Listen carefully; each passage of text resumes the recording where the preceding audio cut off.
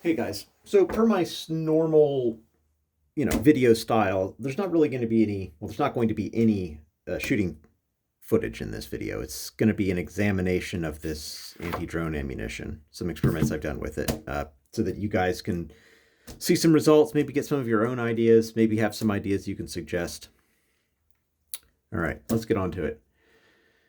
So as soon as FPV drones became ubiquitous, one of the first options that people tried for personal defense against them if jamming wasn't working was shotguns.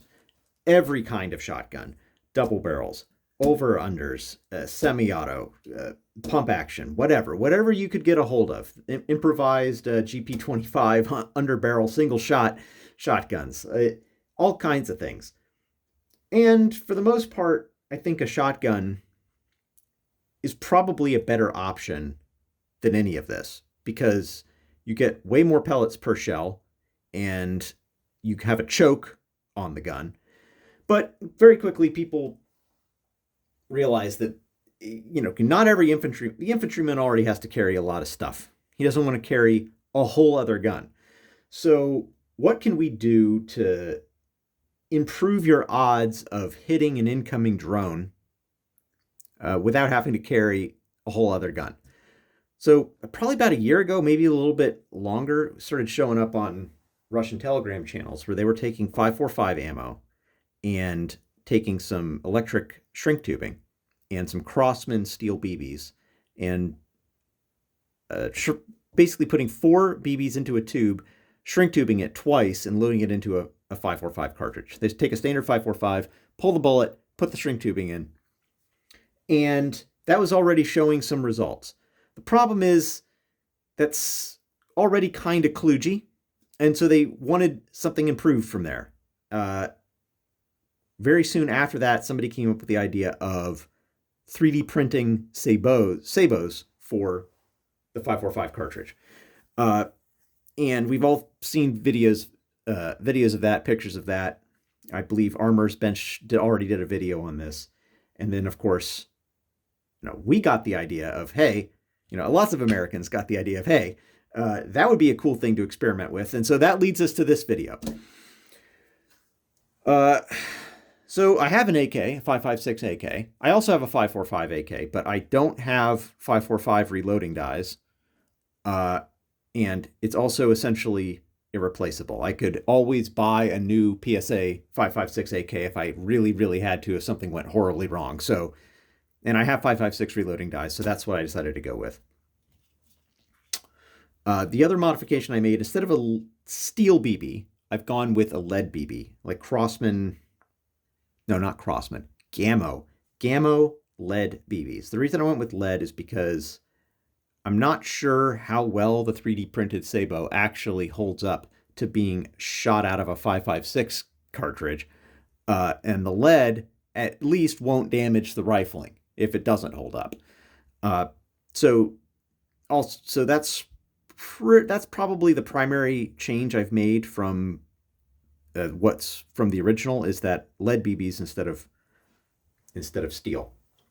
As for the load data, of course you can load these. The first few of these that I loaded, I simply took a 5.56 cartridge, yanked the bullet out with a pair of pliers, and tapped this in with a hammer just to see if that would work. And it does. You can load them like that. But if you want to load a bunch of them for testing purposes, I just wanted to load them from scratch. So I bought a bunch of once fired 5.56 casings that were pre-primed and started trying to load them. The first problem I ran into is that the plastic, if you try to load it into a resized case without any modification, the plastic will shred, basically. It will, rather than being compressed into the mouth of the case, the brass will shave the plastic off and will form a ring around the mouth, which will then get jammed into your seating die. And then you have to take the seating die apart to clean it out so that you can try again. Not good. So what I figured out is what you need to do with this is you need to flare the case mouth, just like you would do if you were loading a lead bullet. So I got a case flare mouth die, And then even after flaring, I take a deburr tool and run it quick, run a couple turns on the inside of the case mouth just to make sure that it is as, funnel shaped as possible. That way, when the sabot gets loaded in, it gets compressed into the case mouth. Let's see here. What else? Oh yeah, powder charge. I'm loading it with Accurate 2520 because that's the powder I had on hand. It's a powder for 223. I don't know if it's the best. I'm loading pretty much a minimum load in it.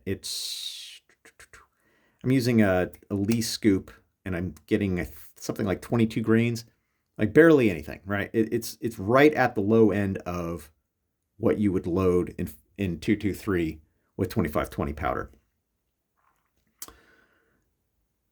All right, results.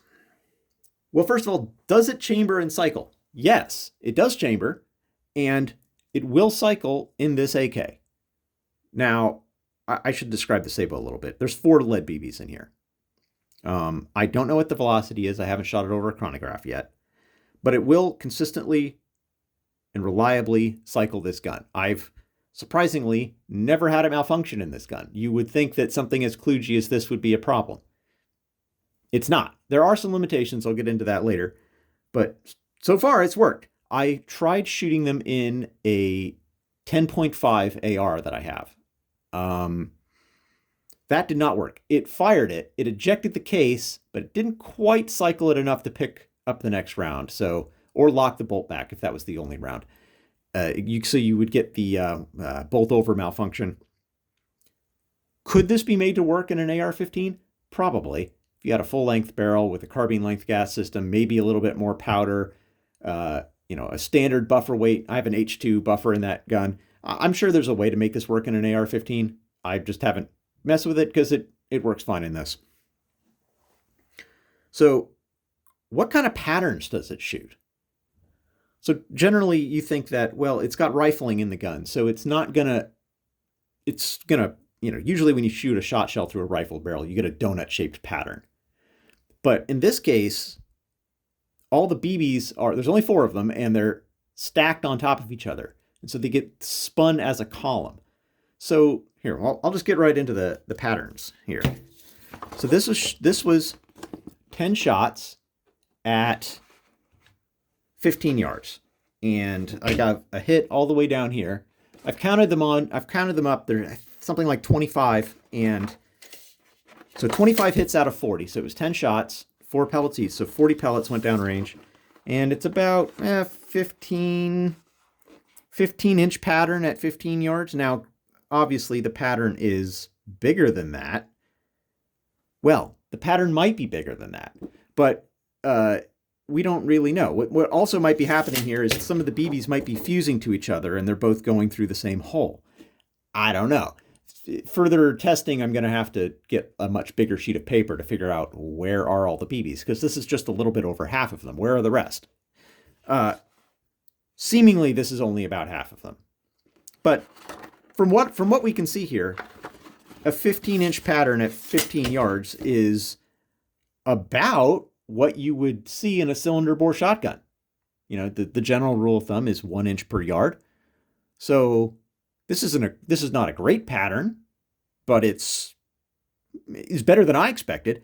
And as to the question of would this increase your hit probability on a moving drone? Probably. So I decided to test it at longer range. This one was at 25 yards. I'm not sure if I can get this whole sheet of paper on the camera. I'll measure the full distance real quick. Well, I'm not even sure that's a hit.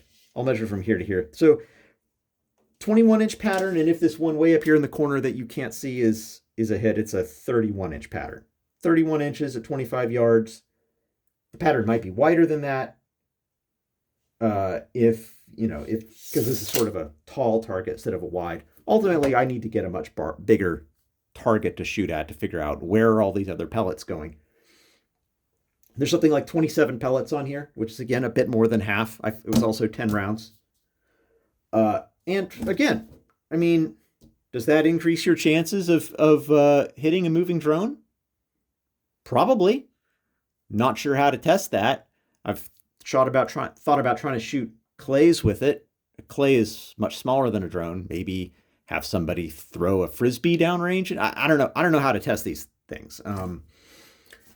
I put your ideas in the comments for how to actually test the effectiveness of these things. But so, yeah, this day I fired 20 of them and didn't have any malfunctions with the AK. Quick note, I did take the muzzle brake off for this. I don't know how soon it opens up, and I didn't want to shred it, so I removed the muzzle brake and fired it with bare muzzle. Recoil, very light. All right, limitations. The first limitation that I've noticed is that the walls of this sabot, kind of just by the nature of how it has to be, is essentially parallel. When it chambers, it gets shoved into the throat and is gripped by the barrel. If you then attempt to extract this round, it will, a lot of the time, hold on to the end of the bullet and pull the case off of the bullet, and the powder spills out into the chamber, and now you've got your sabot stuck in the throat of your barrel, and the case is on the ground, and you're screwed. Fortunately, the AK has its own cleaning rod. You just drop that down the muzzle, and it pops it out. But that's a limitation. To remedy this is the second batch that I've made of this stuff. I did run one of them in a crimp die. The problem with the crimp is that it tends to cause the two halves to splay out even more. Although this did pass the extraction test. I did chamber it and extract it, and it held just fine. The next version of the sabot I'm going to put a small groove around the middle, like a cantilever, so that the crimp has somewhere to go without deforming the plastic. I also loaded one into an old Wolf casing, which actually resized just fine. Just, for shits and giggles. But so that's one of the current limitations. You cannot extract it. And to that end, a lot of the pictures I've seen on Russian Telegram channels, they seem to put the top round in the magazine as a standard 5.45 round. So that might be the reason why. Is that if you have to unload the gun, you don't want this to be the round in the chamber. You can have a standard round in the chamber and then a magazine full of this. That's fine. But if you don't plan on unchambering it.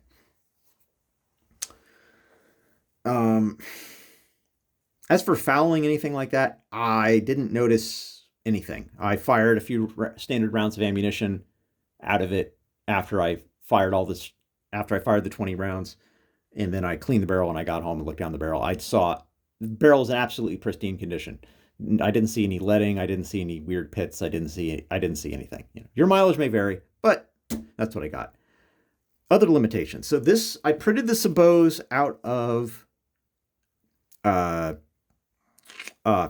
it's a PLA Plus, a toughened PLA. Man, I cannot remember this particular brand. I'll put it in the description, I guess.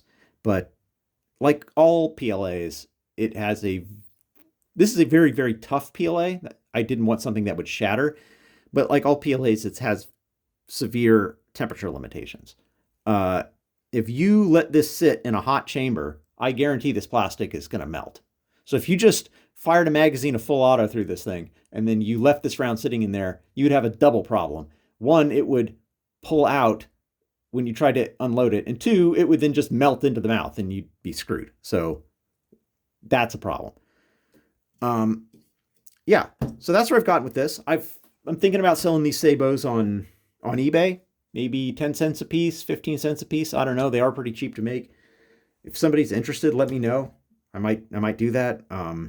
If you got any ideas for further testing, like how to test probability, like can you actually hit a moving target with it? How to test lethality, like how do how well do these things penetrate into a drone? What is the ballistics gel of drones? I don't know. Yeah, got any ideas? Comment.